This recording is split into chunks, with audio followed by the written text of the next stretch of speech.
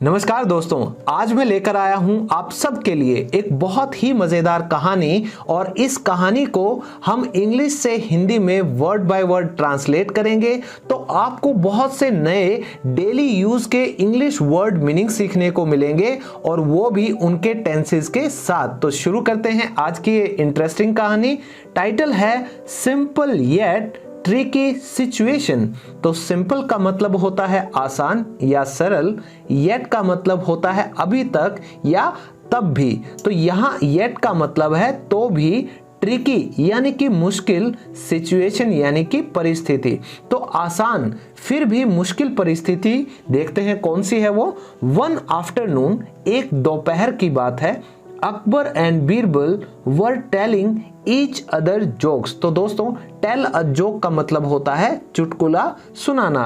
तो यहाँ पर ये जो सेंटेंस है ये है पास्ट कॉन्टिन्यूअस टेंस में, और क्योंकि अकबर और बीरबल दो सब्जेक्ट हैं तो ये प्लूरल नाउन हो गया, जिस वजह से यहाँ पर आया है वर। अगर एक सब्जेक्ट होता तो यहाँ पे आता वॉज और वर्ब की फर्स्ट फॉर्म के साथ आईएनजी। तो अकबर और बीरबल सुना रहे थे एक दूसरे को जोक यानी कि चुटकुले। Both of them were laughing heartily। तो ये भी हमारा पास्ट कॉन्टिन्यूअस टेंस हो गया कि दोनों ही क्या कर रहे थे, दिल खोलकर हंस रहे थे। Since Akbar spent a lot of time with Birbal every day। तो since का मतलब यहाँ पे है चूंकि अकबर स्पेंड। तो दोस्तों स्पेंड का मतलब होता है व्यतीत करना, और क्योंकि ये सिंपल पास्ट टेंस है तो यहाँ सब्जेक्ट के साथ स्पेंड की वर्ब जो है वो सेकंड फॉर्म के रूप में आई है, यानी कि स्पेंड। तो अकबर बिताते थे बहुत ज्यादा समय हर रोज बीरबल के साथ। तो चूंकि ऐसा होता था, he saw through his wit and intelligence. वह सो थ्रू का मतलब हुआ दोस्तों, क्योंकि इसकी जो प्रेजेंट टेंस होगी वो होगी सी थ्रू। तो इस फ्रेज का मतलब होता है जब आप किसी दूसरे की बात को समझ पाते हो। तो अकबर समझ पाते थे हिज विट यानी कि बीरबल की जो बुद्धि वाली बातें थी, जो वाक्पटुता थी, एंड इंटेलिजेंस और उसकी बुद्धिमता को। इनफैक्ट असल में Birbal was impressed at how Akbar so through his witty attitude so soon. और जो बीरबल थे वो क्या थे, इम्प्रेस्ड यानी कि वो प्रभावित थे कि कैसे जो अकबर थे वो समझ पा रहे थे उनका जो वाक्पटुता वाला जो स्वभाव था, जो अंदाज था, उसको सो सून यानी कि इतनी जल्दी। क्योंकि दोस्तों कभी भी अनजान व्यक्ति जब आपस में बैठते हैं तो उन्हें समय लगता है थोड़ा एक दूसरे को समझने में, लेकिन क्योंकि बीरबल के साथ बहुत ज्यादा समय बिताते थे अकबर जो थे, तो इसीलिए बीरबल को वो समझ पा रहे थे। तो अब बीरबल क्या कहते हैं, बीरबल सेड, बीरबल ने कहा था योर मेजेस्टी। तो दोस्तों जब भी आप इन्वर्टेड कॉमास देखें तो आप समझ जाइएगा कि किसी ने कोई बात पास्ट में कही जरूर थी, लेकिन वो हमारा इन्वर्टेड कॉमास की वजह से प्रेजेंट टेंस में ही बताया जाएगा।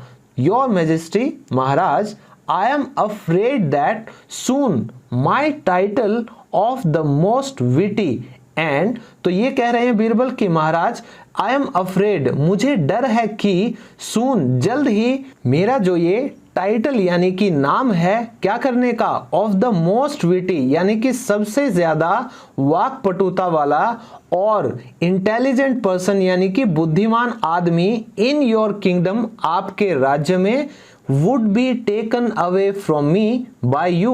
वो क्या होने वाला है, टेकन अवे यानी कि दिए जाने वाला है, फ्रॉम मी मुझसे, बाय यू यानी कि आपको। Next line, Akbar laughed. तो अकबर हंसे थे, एंड सेड और उन्होंने क्या कहा था, Birbal don't you know I have been conspiring against this since day one of your presence in the kingdom.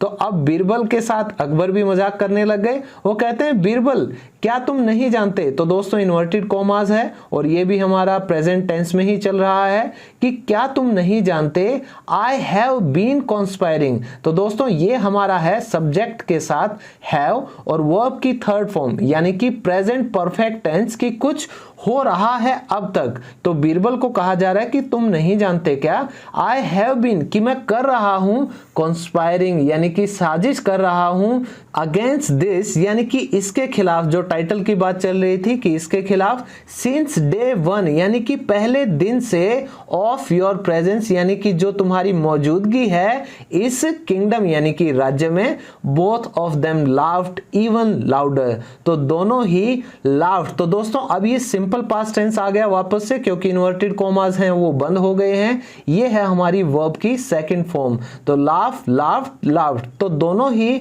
हंसने लगे थे, इवन लाउडर यानी कि और ज्यादा तेज, and other courtiers too laughed with them, और जो बाकी के दरबारी थे वो भी हंसने लगे थे उनके साथ। सडनली, अचानक से, a guard came in the court, एक जो सुरक्षा कर्मी है, केम यानी कि ये भी वर्ब की सेकंड फॉर्म, तो सिंपल पास्ट टेंस का ये सेंटेंस हो गया हमारा। तो अचानक से एक सुरक्षा कर्मी कोर्ट यानी कि दरबार में आता है, एंड ग्रीटेड दी एम्परर, और उसने ग्रीट किया यानी कि अभिवादन किया था सम्राट को। He told him that a man with his two sons was waiting outside, तो उस गार्ड ने बताया, किसे, सम्राट को उसने कहा कि एक आदमी अपने दो बेटों के साथ क्या कर रहा था, बाहर इंतजार कर रहा था। Akbar ordered the guard to send them in, और अकबर ने ऑर्डर यानी कि आदेश दिया था उस सुरक्षा कर्मी को, टू सेंड यानी कि उन्हें भेजने के लिए अंदर। द मैन केम इन, तो जो आदमी था वो अंदर आ गया था, विद हिज टू सन्स यानी कि अपने दोनों बेटों के साथ। One look very intelligent and active, तो एक जो था वो दिखाई दे रहा था उसका बेटा बहुत ही बुद्धिमान, एंड एक्टिव यानी कि और एक्टिव यानी कि चुस्त। The second looked very lazy, और जो दूसरे वाला था वो कैसा दिखाई दे रहा था, वेरी लेजी यानी कि बहुत ही सुस्त किस्म का। नेक्स्ट पेज, अकबर आज, तो अब अकबर ने पूछा था, व्हाट ब्रिंग्स यू हियर, तो दोस्तों इन्वर्टेड कॉमास फिर से शुरू हो गए हैं, इसका मतलब ये प्रेजेंट टेंस है हमारा। तो आपको किसी से भी पूछना हो कि यहां कैसे आना हुआ, तो वही अकबर पूछ रहे हैं कि व्हाट ब्रिंग्स यू हियर, कि तुम्हारा यहां कैसे आना हुआ। Is there any problem with you, क्या तुम्हारे साथ कोई समस्या है। The man seemed to be stressed, तो वो जो आदमी था वो सीम्ड यानी कि लग रहा था, कैसा, बहुत ही तनाव में लग रहा था, स्ट्रेस लग रहा था। तो ये हमारा सिंपल पास्ट टेंस हो गया दोस्तों। सीम का मतलब होता है प्रतीत होना या लगना। ही सेड, और उसने क्या कहा था, यस माय लॉर्ड, हाँ मेरे मालिक, आई एम अ मर्चेंट, कि मैं एक व्यापारी हूं। तो ये इन्वर्टेड कॉमास की वजह से दोस्तों फिर से हमारा प्रेजेंट टेंस स्टार्ट हो गया है। तो आप कुछ भी बताना चाहें कि मैं एक अध्यापक हूं, आई एम ए टीचर, मैं एक विद्यार्थी हूं, आई एम अ स्टूडेंट, मैं एक डॉक्टर हूं, आई एम ए डॉक्टर, तो इस तरीके से आप ये सेंटेंसेस की प्रैक्टिस कर सकते हैं। These two boys are my sons, कि ये जो दो लड़के हैं ये क्या हैं, ये मेरे बेटे हैं। This is Ali and this is Hasan, तो ये अली है और दूसरा क्या है, हसन। तो जैसे ही जो पिताजी थे इन दोनों लड़कों के, वो अपने बेटों के बारे में बता रहे थे कि भाई ये अली है और ये हसन है। Ali is a very smart boy and responsible too, तो जो अली है वो बहुत स्मार्ट है यानी कि होशियार लड़का है, एंड रिस्पॉन्सिबल टू, और जिम्मेदार भी है। He is good at what ever he does, वो अच्छा है जो भी वो करता है उसमें, यानी कि वो बहुत अच्छा करता है। But Hasan is the opposite of his elder brother, लेकिन जो हसन है वो क्या है, अपने बड़े भाई का बिल्कुल ही उल्टा है, यानी कि जितना वो अच्छा है, जो भी वो काम करता है, उतना ही जो हसन है वो बुरा है। He does not have any interest in anything but playing, तो दोस्तों ये सिंपल प्रेजेंट चल रहा है कि वह नहीं करता है, क्या नहीं करता है, एनी इंटरेस्ट, की उसकी कोई भी रुचि नहीं है किसी भी चीज में, लेकिन किसमें है, प्लेइंग यानी कि खेलने में ही रुचि है बस इसकी, और किसी भी चीज में नहीं है। He is unable to handle anything with responsibility, वो सक्षम नहीं है। तो दोस्तों अगर सिर्फ एबल लिखते हैं तो यानी कि वो लायक है, अनेबल यानी कि वो सक्षम नहीं है, वो लायक नहीं है। तो वो किस चीज के लायक नहीं है? टू हैंडल एनीथिंग, कोई भी चीज संभालने के लिए, विद रिस्पॉन्सिबिलिटी यानी कि जिम्मेदारी के साथ। नाउ अब I am in a dilemma as I have to leave for another village for trade। तो अब ये कह रहा है आदमी कि मैं किस में हूं? मैं डिलेमा में हूं, यानी कि मैं दुविधा में हूं। एज, क्योंकि आई हैव टू लीव, कि मुझे जाना पड़ेगा। तो दोस्तों ये जो हैव टू है ये एक तरह से मॉडल आप इस्तेमाल कर सकते हैं जब भी आपको कोई काम करना पड़ता है बाहर के एक्सटर्नल किसी फोर्स की वजह से। जैसे इसको जाना पड़ेगा ना व्यापार के लिए, तो ये कह रहा है कि मुझे जाना पड़ेगा दूसरे गांव, क्या करने के लिए? फॉर ट्रेड यानी कि व्यापार के लिए। I don't know whom shall I give the charge of my shop and the warehouse. वो कह रहा है कि भाई मैं नहीं जानता, whom यानी कि किसको, shall I give कि मैं दूंगा या मुझे देना होगा, द चार्ज यानी कि जो जिम्मेदारी है भाई मेरी दुकान की और मेरे गोदाम की। तो अब दोस्तों उसके पास दो ऑप्शन है कि भाई मैं किसको तो मेरे गोदाम की जिम्मेदारी दूं और किसको मेरी दुकान की जिम्मेदारी दूं। तो देखते हैं अब ये पहली कैसे सुलझती है। Next para, Akbar listen to the man's words with concentration. तो अकबर ने लिसन, तो दोस्तों सिंपल पास्ट टेंस का ये हमारा सेंटेंस है कि अकबर ने सुना था उस आदमी के शब्दों को, यानी कि जो भी वो आदमी कह रहा था, विद कॉन्सेंट्रेशन यानी कि पूरी सतर्कता से, पूरे ध्यान से सुना था। He tried to analyse the situation in the best possible way. तो जो सबसे अच्छा जो रास्ता हो सकता था उस परिस्थिति को समझने का, ही ट्राइड उन्होंने कोशिश की थी। हाउएवर फिर भी, he was unable to come up with any solution। तो दोस्तों ये देखिए ये unable फिर से आ गया है, तो ये सिंपल पास्ट टेंस है। ये कह रहे हैं कि वो क्या हो गए थे, वो सक्षम नहीं थे, वो इस लायक नहीं हो पा रहे थे।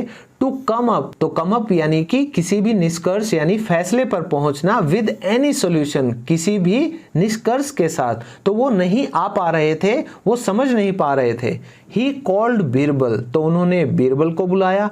एंड सेड, और क्या कहा था? Birbal, the situation is a simple one yet it is tricky. तो उन्होंने बीरबल को कहा कि भाई बीरबल ये जो परिस्थिति है ये आसान वाली है, येट फिर भी ये क्या है, ये मुश्किल है। What do you suggest? तुम क्या सुझाव देते हो? नेक्स्ट पेज, बीरबल सेड, तो अब बीरबल ने क्या कहा? Your majesty, Maharaj, don't worry, चिंता मत कीजिए, I will handle this situation, कि मैं क्या कर लूंगा, संभाल लूंगा इस सिचुएशन यानी परिस्थिति को।